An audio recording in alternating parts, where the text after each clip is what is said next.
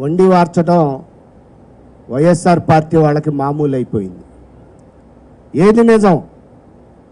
Polling ప్రశాంతంగా EC బాగా నిర్వహించిందని YSR party వాళ్ళు చెప్పిన నిజమా?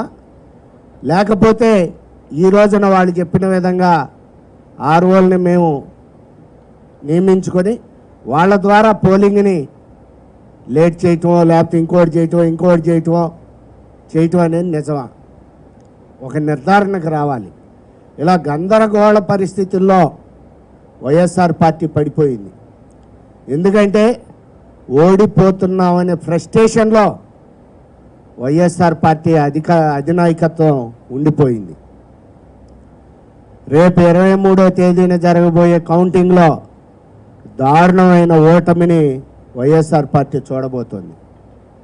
తెలుగుదేశం పార్టీ అధికారంలోకి వస్తుంది, తెలుగుదేశం ప్రభుత్వం ఏర్పడుద్ది, చంద్రబాబు నాయుడు గారు ముఖ్యమంత్రిగా ప్రమాణ స్వీకారం చేయబోతున్నారు. 120 ఎమ్మెల్యే సీట్లకి తగ్గకుండా 20 ఎంపీ సీట్లకి తగ్గకుండా మాకు రాబోతున్నాయి. ఇటువంటి పరిస్థితుల్లో ఈ రోజున ప్రధానమంత్రి మోడీ గారు కూడా మాట్లాడుతూ కులం పేరు ఎత్తటం అనేది చాలా సిగ్గుచేటైన విషయం, చాలా విచారకరం. ఈ రకంగా గతంలో ఏ ప్రధానమంత్రి కూడా కులం మతం పేర్లు వాళ్ళ కులాన్ని వాళ్ళ మతాన్ని హైలైట్ చేసుకుని ఓట్లు అడిగినటువంటి దాఖలా లేదు. కేవలం ఒక్క ప్రధానమంత్రి మోడీ గారే నేను బీసీనని చెప్పి నా మీద దాడి చేస్తున్నారు, బీసీని కాబట్టే నా మీద దాడి చేస్తున్నారు, నా కులాన్ని కుంచపరుస్తున్నారు, నన్ను ఏమైనా అనండి, బీసీలను ఏమన్నా అంటే నేను ఊరుకోను. ఈ 5 సంవత్సరాలు మాట్లాడాడు ఆయన. ఈ దేశంలోని బీసీలందరికీ ఆయన ప్రతినిధా? ఈ రోజున ఆర్థిక నేరస్తులతో, ఆర్థిక ఉగ్రవాదులతో, బ్యాంకులకి వేల కోట్లు లూటీలు వేసిన వాళ్ళతో, రాఫెల్ స్కాములతో, వేల కోట్ల స్కాముల్లో మునిగిపోయినటువంటి మోడీ గారు ఓడిపోతాననే భయంతోనే ఈ రకంగా ఆయన బీసీ కార్డును బయటికి తీసి ఒక దేశ ప్రధాని స్థాయికి ఇది తగదు. ఒక ప్రధానమంత్రి కులాన్ని మతాన్ని అడ్డు పెట్టుకుని ఓట్లు అడగటం అనేది చాలా విచారకరం. ఈ దుస్సంప్రదాయాలకి నాంది పలుకుతుంది. గతంలో ఏ ప్రధానమంత్రులు ఇలా మాట్లాడారు? మోడీ గారు ఆయన స్థాయిని తగ్గించుకుని ప్రధానమంత్రి హోదాని కించపరుస్తూ ఈ రకమైనటువంటి కుల ప్రస్తావనలు తేవటం అనేది చాలా సిగ్గుచేటైన విషయం అని తెలియజేస్తూ, ఇకపోతే ఈసీ ఎలక్షన్ కమిషన్ మా హరిప్రసాద్ గారు వస్తే ఆయన వాదనని విననని చెప్పింది. ఎందుకంటే ఆయన మీద క్రిమినల్ కేసులు ఉన్నాయి అని చెప్పింది. మరి క్రిమినల్ కేసులు ఉన్నటువంటి 11 ఎఫ్ఐఆర్లు అయ్యి అందులో 420గా ఉండి 18 నెలలు జైలు అనుభవించి ప్రస్తుతం బెయిల్ మీద ఉన్నటువంటి విజయసాయి రెడ్డిని ఎలా కలుస్తుంది ఈసీ? ఆయనతో ఎలా మాట్లాడుతోంది? ఆయన అర్జీలన్నీ తీసుకుని ఇమ్మీడియట్గా దాని మీద ఎలా యాక్షన్ తీసుకుంటోంది? చెప్పాలి ఎలక్షన్ కమిషన్ దీనికి జవాబు. అంతేకాదు ఎల్వి సుబ్రహ్మణ్యం గారు ఎంఆర్ ప్రాపర్టీస్ కేసులో A11 ముద్దాయి, A1 జగన్మోహన్ రెడ్డి గారు, A2 విజయసాయి రెడ్డి అయితే A11 ఈయన. మరి ఆ రకమైనటువంటి క్రిమినల్ కేసు ఉన్నటువంటి A11 ముద్దాయిని తీసుకొచ్చి ఎలక్షన్ కమిషన్ మా ఆంధ్రప్రదేశ్కి చీఫ్ సెక్రటరీగా ఎలా పెడుతుంది? నీవు మాట్లాడడానికేమో క్రిమినల్ కేసులు ఉన్నవాళ్ళు తగరా? హరిప్రసాద్ గారు మీతో మాట్లాడకూడదా? మా 5 కోట్ల ఆంధ్రప్రదేశ్కి ఒక క్రిమినల్ కేసు ఉన్నటువంటి వ్యక్తిని ఏ రకంగా చీఫ్ సెక్రటరీగా వేస్తారు? ఏ రకంగా అతను తగిన చీఫ్ సెక్రటరీ అవుతాడు? ఇది మా ఆంధ్రప్రదేశ్ ప్రజల్ని కించపరచడం, అవమానపరచడం కాదా అని ఈసీని ప్రశ్నిస్తూ ఈ రోజున ఈసీ చాలా అడ్డగోలుగా వ్యవహరించడం జరుగుతుంది. నిన్న మా ముఖ్యమంత్రి చంద్రబాబు నాయుడు గారు సిఆర్డిఏ మీద పోలవరం మీద సమీక్షలు పెడితే అది తగదు అని చెప్పి ఎలక్షన్ కోడ్ అని చెప్పి కొన్ని నిబంధనలు విడుదల చేస్తుంది. అంతేకాకుండా వైఎస్ఆర్ పార్టీ నాయకులు అంటున్నారు ముఖ్యమంత్రి చంద్రబాబు నాయుడు గారు ఆపద్ధర్మ ముఖ్యమంత్రి, ఆయన రివ్యూలు చేయకూడదు, ఆయన ఏమీ పట్టించుకోకూడదు, ఇంట్లోనే కూర్చోవాలని చెప్తున్నారు. మేము స్పష్టంగా చెప్తున్నాం, ముఖ్యమంత్రి చంద్రబాబు నాయుడు గారు ఆపద్ధర్మ ముఖ్యమంత్రి కాదు, ఈయన పూర్తి స్థాయి ముఖ్యమంత్రి. ఆపద్ధర్మ ముఖ్యమంత్రి ఎప్పుడు వస్తాడంటే ఏదైనా పదవిలో ఉన్నటువంటి ముఖ్యమంత్రి రాజీనామా చేస్తే, లేకపోతే పదవీ కాలం పూర్తయిపోతే, ఇంకే కారణాల రీత్యానైనా ఆయన పదవి నుంచి వైదొలుగుతుంటే అప్పుడు నెక్స్ట్ ప్రత్యామ్నాయం వచ్చేంత వరకు గవర్నర్ గారు ఆపద్ధర్మ ముఖ్యమంత్రిగా తాత్కాలిక ముఖ్యమంత్రిగా కొనసాగమంటారు. ఇవేమీ జరగలేదే.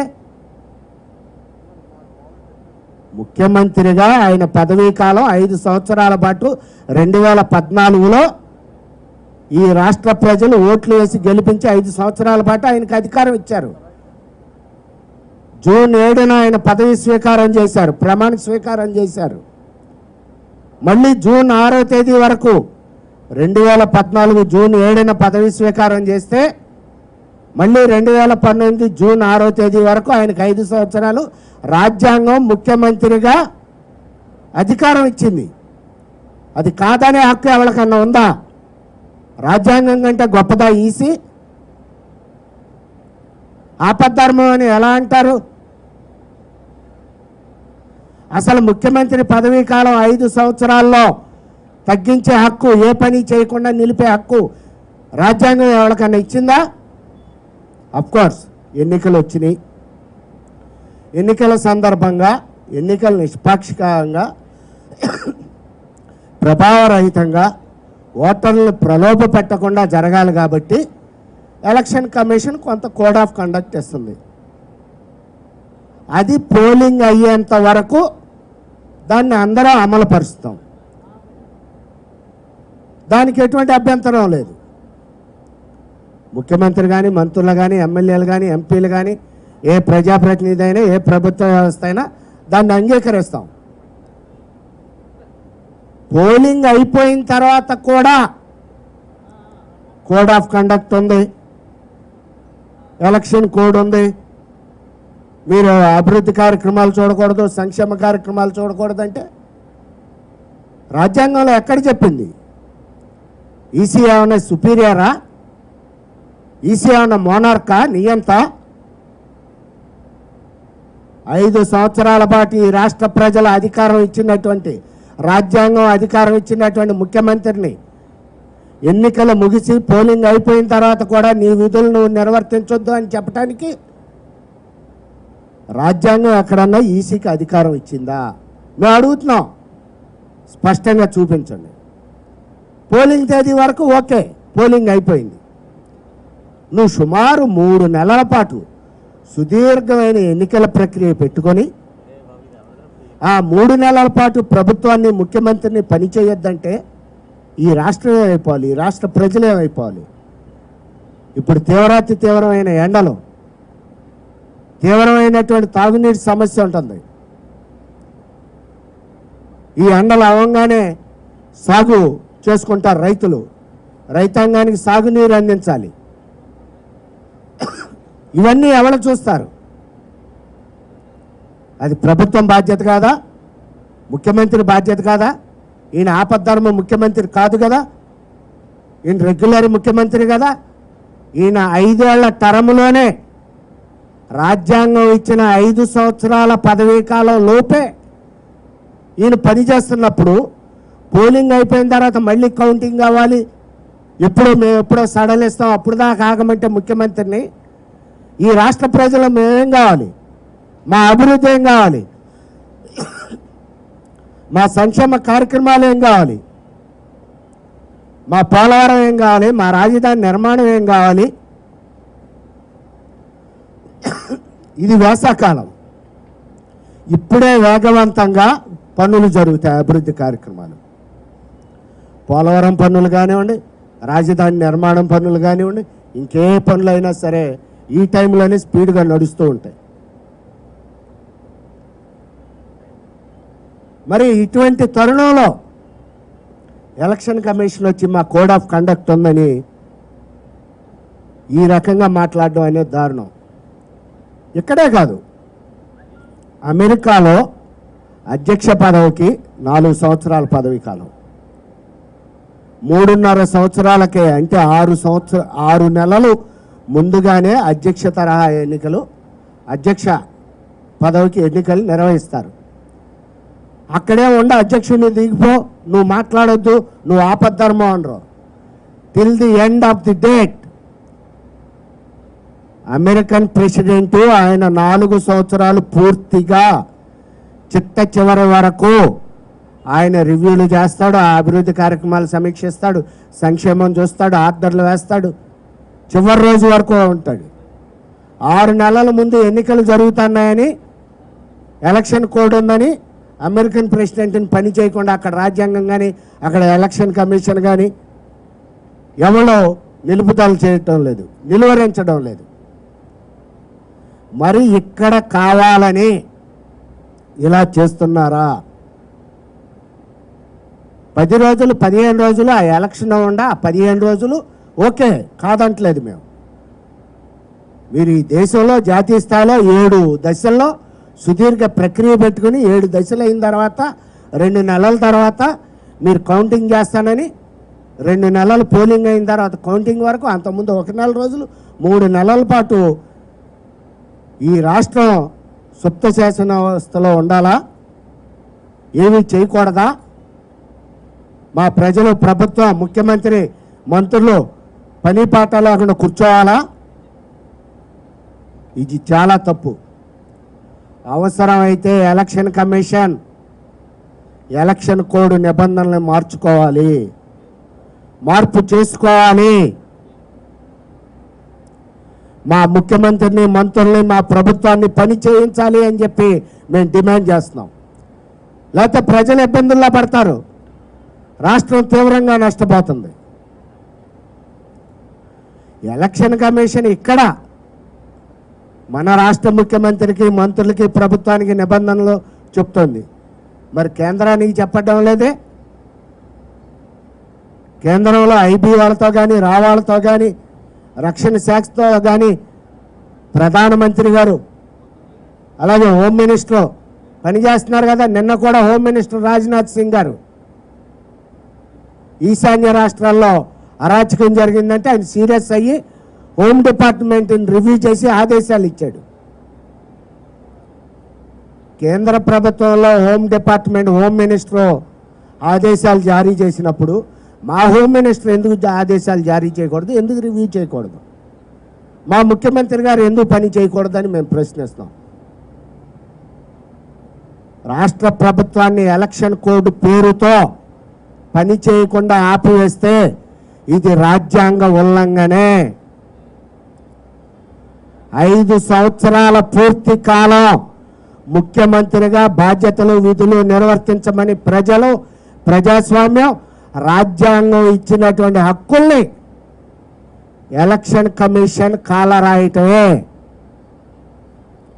కనుక దీనిపైన మేధావులు, రాజ్యాంగ నిపుణులు, ఎలక్షన్ కమిషన్ ఆలోచించి అవసరం అయితే ఎలక్షన్ కోడ్ని సవరించి ఈ రాష్ట్రంలో రాష్ట్ర ప్రజల సంక్షేమం, భద్రత దృష్ట్యా, రాష్ట్ర అభివృద్ధి దృష్ట్యా మా ముఖ్యమంత్రిని అలాగే మా మంత్రుల్ని పనిచేయాలని వాళ్ళని పూర్తి స్థాయిలో, ఇప్పుడు వాళ్ళు పనిచేసిన ఓటర్ల మీద ఎటువంటి ప్రభావం ఉండదు. ఓటర్లు ఏం ఓట్లు వేయరు కదా, మళ్ళీ ఆల్రెడీ అవన్నీ వెళ్ళి ఈవీఎంల్లో ఓట్లు వేసి భద్రంగా ఉన్నాయి. ఇవాళ ముఖ్యమంత్రి గారు 100 కోట్లు రిలీజ్ చేసిన, ఒక ఆదేశం జారీ చేసిన, ఓ రివ్యూ చేస్తే అది ఈవీఎంల్లోకి వెళ్ళి ఆ 100 కోట్లు ఏమైనా ఓట్లు మార్చుతాయా? ఈవీఎంలు ఈ నిర్ణయాలు ఏమైనా ప్రభావితం చేస్తాయా? కనుక ఇమ్మీడియట్గా ఈ విషయం పైన పునఃపరిశీలించాలని చెప్పి ఈసీని మేము డిమాండ్ చేస్తున్నాం. Thank you.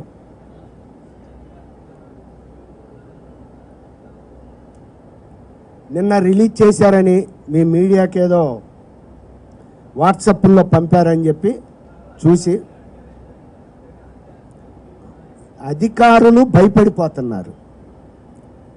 ఈసీ తన చర్యల ద్వారా చేతల ద్వారా అధికారులను భయపెట్టేపాటికి అధికారులు ఆటోమేటిక్గా వాళ్ళు టెన్షన్లో ఉంటే ముఖ్యమంత్రి గారు కూడా ముందుకు వెళ్ళలేరు కదా. ఇవాళ చీఫ్ సెక్రటరీని ఎందుకు బదిలీ చేశారు? ఇంటెలిజెన్స్ డీజీ వెంకటేశ్వరరావుని ఎందుకు బదిలీ చేశారు? 2 ఎస్పీలను ఎందుకు బదిలీ చేశారు? 1 కలెక్టర్ని ఎందుకు బదిలీ చేశారు? అలా భయకంపితులను చేసి ఇప్పుడు మీరు సీఎం గారు రివ్యూలకు వెళ్తే మీకేమైనా అవుద్ది? అందుట్లో వాళ్ళ కోర్టుని సహ నిందితుడిని చీఫ్ సెక్రటరీగా పెట్టుకున్నారు. విజయసాయిరెడ్డి ఆల్రెడీ ఆయన సహ నిందితులు ఇద్దరు. విజయసాయిరెడ్డి ఆల్రెడీ ఏదో మెమరాండం ఇచ్చాడు, ఏది నిధులు రిలీజ్ చేయొద్దు అని. ఇద్దరు జైల్లో, ఆయన జైల్లోకి వెళ్ళినట్లేడు. వీళ్ళందరూ సహ నిందితులు కదా. ప్రతి శుక్రవారం జైల్లో కలిసి మంచి చెడు మాట్లాడుకునేవాళ్ళు ఇవాళ చీఫ్ సెక్రటరీ ప్రతిపక్ష నాయకులుగా మాట్లాడుకుంటున్నారు. వాళ్ళ సొంత ఇల్లు కింద సొంత మనిషి కింద అయిపోయాడు. అది మేము చెప్పాం.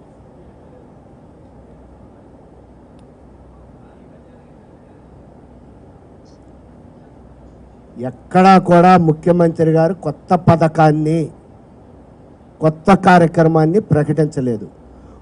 పథకాలని కార్యక్రమాలని రివ్యూ చేస్తున్నారు. ఇంకా ఖజానా ఎక్కడ ఖాళీ అవుద్ది, ఏం జరుగుద్ది? వాళ్ళు లేని అసలు ఖజానా ఖాళీ అయితే మేము ఇబ్బంది పడాలి రేపు మేము.